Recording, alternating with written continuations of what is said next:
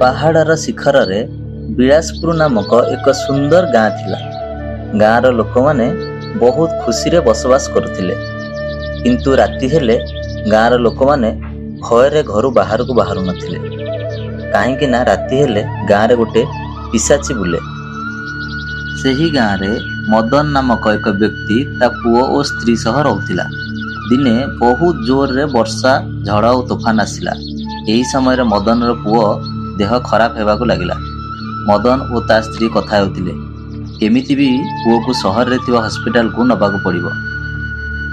ମଦନର ସ୍ତ୍ରୀ କହିଲା, ଦେଖ, ପୁଅ ଦେହ ବହୁତ ଜୋରରେ ଖରାପ ହେବାକୁ ଲାଗିଛି। ତୁମେ କିଛି ବି କରି ପୁଅକୁ ଦୂର ସହରରେ ଥିବା ହସ୍ପିଟାଲକୁ ନେଇକି ଯାଅ। ତେଣୁ ମଦନ ବିଳମ୍ବ ନ କରି ତାର ପୁରୁଣା ସାଇକେଲରେ ପୁଅକୁ ଧରି ଜଙ୍ଗଲ ରାସ୍ତା ଦେଇ ସହର ଅଭିମୁଖେ ବାହାରିଲା।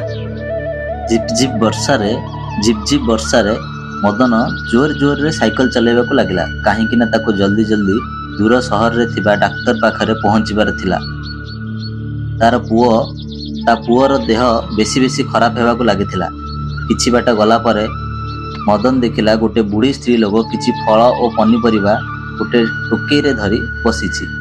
ଏତେ ରାତିରେ ଜଙ୍ଗଲ ମଧ୍ୟରେ ସେ ବୁଢ଼ୀ ସ୍ତ୍ରୀ ଲୋକକୁ ଦେଖି ମଦନକୁ ଟିକେ ଡର ଲାଗିଲା ଓ ଆଶ୍ଚର୍ଯ୍ୟ ବି ହେଲା। ବୁଢ଼ୀ ସ୍ତ୍ରୀ ଲୋକଟି ମଦନକୁ ସାହାଯ୍ୟ କରିବା ପାଇଁ ଡାକିଲା ଓ କହିଲା, ପୁଅ, ଟୋକେଇଟା ବହୁତ ଓଜନ ଅଛି, ଟିକେ ଉଠେଇକି ମୋ ମୁଣ୍ଡକୁ ଦେଇଦେବୁ। ମୁଁ ବହୁତ ସମୟ ହେଲା ଏଠି ବସିଛି, ଭଗବାନ ତୋର ମଙ୍ଗଳ କରିବେ। ମଦନ କହିଲା, ମାଉସୀ, ମୋ ପୁଅର ଦେହ ବହୁତ ଖରାପ, ମୋତେ ଜଲ୍ଦି ହସ୍ପିଟାଲକୁ ଯିବାର ଅଛି, ତେଣୁ ମୁଁ ତୁମକୁ ସାହାଯ୍ୟ କରିପାରିବି ନାହିଁ। ବୁଢ଼ୀ ସ୍ତ୍ରୀ ଲୋକଟି ବହୁତ ଅନୁରୋଧ କରିବା ପରେ ମଦନ ସାଇକେଲରୁ ଓହ୍ଲେଇ ଯେମିତି ଟୋକେଇଟି ଉଠେଇ ବୁଢ଼ୀ ସ୍ତ୍ରୀ ଲୋକର ମୁଣ୍ଡକୁ ଦେବାକୁ ଯାଇଛି, ବୁଢ଼ୀ ସ୍ତ୍ରୀ ଲୋକଟି ସେଠୁ ଉଭାନ ହୋଇଛି।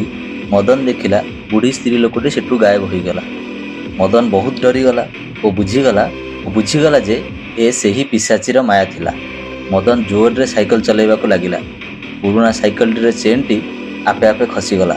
ମଦନ ଆହୁରି ଜୋରରେ ଡରିଗଲା। ଏହି ସମୟରେ ପିଶାଚିନୀଟି ମଦନର ସ୍ତ୍ରୀର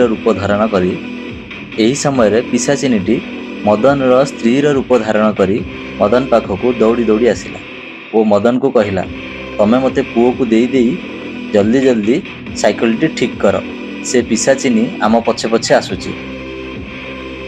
ଆମକୁ ଜଲ୍ଦି ପୁଅକୁ ସହରକୁ ନେବାର ଅଛି।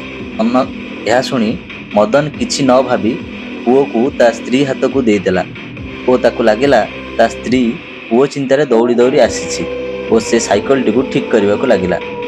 ମଦନ ସାଇକେଲ ଠିକ୍ କରି ଉପରକୁ ଅନେଇ ଦେଖେ ତ କିଛି ଦୂରରେ ପିଶାଚୀଟି ତା ପୁଅକୁ ଧରି ବସିଛି। ମଦନ ପିଶାଚୀ ପାଖରେ ବହୁତ କାକୁତି ମିନତି ହେଲା ଓ ତା ପୁଅକୁ ଫେରାଇ ଦେବାକୁ କହିଲା। ମଦନ କହିଲା, ତୁ ମୋତେ ମାରିଦେ, କିନ୍ତୁ ମୋ ପୁଅକୁ ମୋତେ ଫେରାଇ ଦେ। ମୋ ପୁଅର ତୁ କିଛି ବି କରନା। କିନ୍ତୁ ପିଶାଚିନୀଟି ତାର କୌଣସି କଥାକୁ ଶୁଣିଲା ନାହିଁ। ପିଶାଚିନୀ ଯେମିତି ତା ପୁଅକୁ ମାରିବାକୁ ଯାଇଛି, ଠିକ୍ ସେହି ସମୟରେ ଦୂରରୁ ଏକ ଆଲୋକ ପଡ଼ିଲା। ପରେ ପିଶାଚିନୀଟି ମଦନର ପୁଅକୁ ସେଠି ଫିଙ୍ଗି ଦେଇ ସେଠୁ ପଳେଇଗଲା।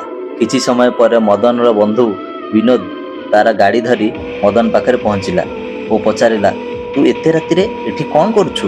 ମଦନ କହିଲା, ଭାଇ, ତୁ ଆସିବାରୁ ଆମେ ବଞ୍ଚିଗଲୁ, ନହେଲେ ସେ ପିଶାଚିନୀ ଆଜି ମୋ ପୁଅକୁ ମାରି ଦେଇଥାନ୍ତା। ମୋ ପୁଅ ଦେହ ବହୁତ ଖରାପ। ମୋ ପୁଅ ଦେହ ଭଲ ନଥିବାରୁ ମୁଁ ତାକୁ ସହରକୁ ଡାକ୍ତର ପାଖକୁ ନେଇ ଯାଉଥିଲି। ସବୁ କଥା ଶୁଣିବା ପରେ ବିନୋଦ କହିଲା, ଚାଲ, ତତେ ମୁଁ ମୋ ମୋଟର ସାଇକେଲରେ ନେଇ ସହରରେ ଛାଡ଼ିଦେବି।